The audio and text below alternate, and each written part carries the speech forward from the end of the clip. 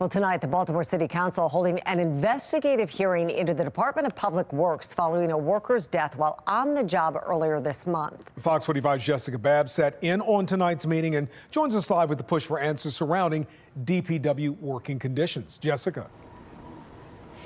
Yeah, Mary Kai, that meeting started at 5 tonight. It just ended a short time ago.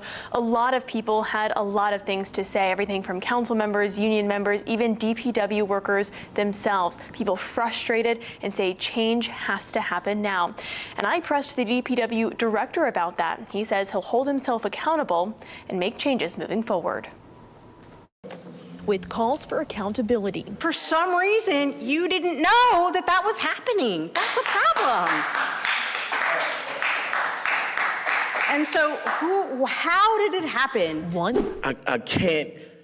I can't bear to see, like, the culture has to change. After the other. The family needs answers, and the public needs answers. Ronald Silver's family, front and center. He was everything.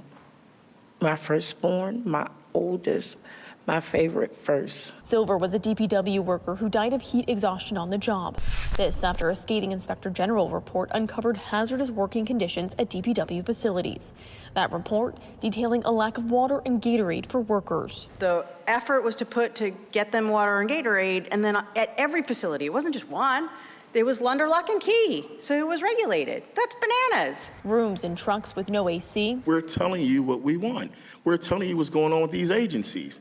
And, you know, it feels like things have fallen on deaf ears. And even cases where there wasn't toilet paper. Holding of toilet paper as, I suppose, like a form of punishment toward those workers, that is obviously cruel and inhumane and frankly bizarre. I mean, since then we have provided obviously all the toilet papers and everything, the dispensers that it needed at all these locations. And that's by itself, the whole action is absolutely not acceptable. Not acceptable to me, not acceptable to anybody in the organization, and obviously not acceptable to the mayor or you as well. So supervisors and everybody was told at that point that that will have to stop and stop immediately. On the job for about 5 months, DPW Director Khalil Zaied says there will be accountability. The mayor brought it up at one point, that is the need a culture change. I understand it, I've seen it, I've been here now for 5 months. The mayor will hold me accountable, I'll hold my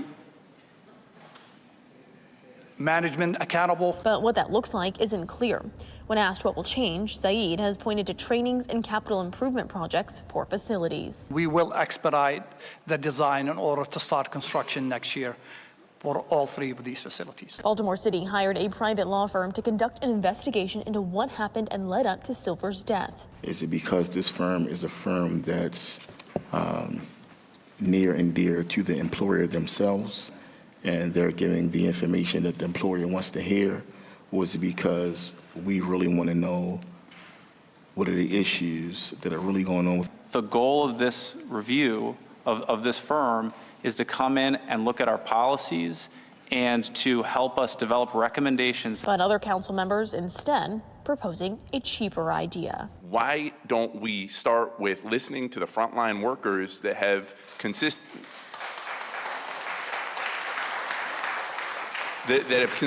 pointed out some of the deficiencies in the agency. What DPW workers want. Respect. And some of the council members tonight say they are wanting to plan walkthroughs through some of these DPW facilities to see the conditions for themselves. So they'll likely schedule them for next week. And Jessica, you spoke with the DPW director after the hearing. What did he tell you? Yeah, so ultimately he said he was really disheartened by a lot of what he heard tonight. As you heard in the package, he's only been on the job for about 5 months, but he says he still holds himself responsible for what's happening in his agency. He said some of the issues he knew about, like with the facilities that are aging, but others he says he's just learning about. Take a listen. Because I know in response to one of Odette Ramos's questions with the water and the Gatorade, you mentioned that you didn't know that that was happening. The water and the Gatorade prior to the incident, yes, I did not know that it was happening, that we were not providing our people with the water and the Gatorade. That is correct. But some of these other issues prior to the Inspector General report, you were aware that they were happening? Well, I'm aware of the facilities issues, obviously. I've been visiting, not the facility, the long-term facilities issues. We were very much aware of it. Obviously, as a new leader, when you come in and you interact with a lot of people, but you do what you do is you interact with the people. And in some cases, you might not see what everybody sees every day at those facilities. So while I have seen some of the issues dealing with the staff over there, but the exact issues of the facilities, some of them I wasn't aware of. Yes, ma'am. As the leader of this agency, is it your responsibility to be aware of all of these problems? Where do you think the disconnect was coming? Well, as we go, I've been here for 5 months now, and I'll take full responsibility moving forward on fixing everything that we have that I've been aware of at this point. And when it comes to accountability, I asked him what that looks like in his perspective. And right now, that's not exactly clear. He told me it, quote, could mean a lot of different things. Right now, they are working on addressing different issues. He says the culture change is a big one, which he acknowledges will take a good bit of time. But he also says that some people in the agency, when I asked if maybe some people shouldn't be employed by the agency anymore, he said if they're not willing to get on board with these culture changes, then that might be their new reality. But again, as you heard, he said he's taking responsibility for what the agency will look like moving forward. Right. Yeah, Jessica, it was interesting. The DPW director was saying he'd been speaking with, workers when he went around to these facilities when he first took the job. You spoke with a worker too. What did that worker tell you? Yeah, I spoke with a man named Clarence Thomas. He actually works in the recycling area of DPW.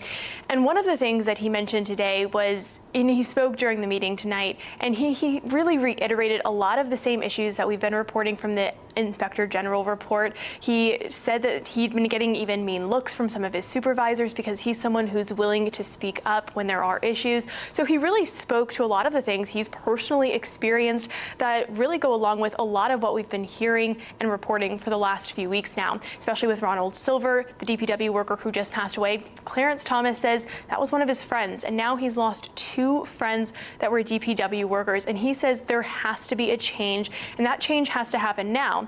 But when I asked him what he thought about the DPW's director's comments tonight, he said he felt they were out of touch.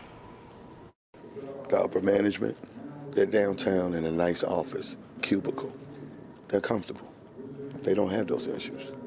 Look what we go through. And again, we are going to continue covering this as potential changes and accountability takes place. As you heard, the city is launching their investigation with a private law firm. One of the things that came up during the council hearing tonight was that some council members like Z. Cohen want the city to no longer be working with this firm. So we'll see what ends up happening with that, and we'll keep you posted as this develops. Live in Baltimore, Jessica Babb, Fox 45 News. I'm Kai Jackson. Thank you for watching. Here's another video to watch. Also, please take a moment to subscribe to our channel.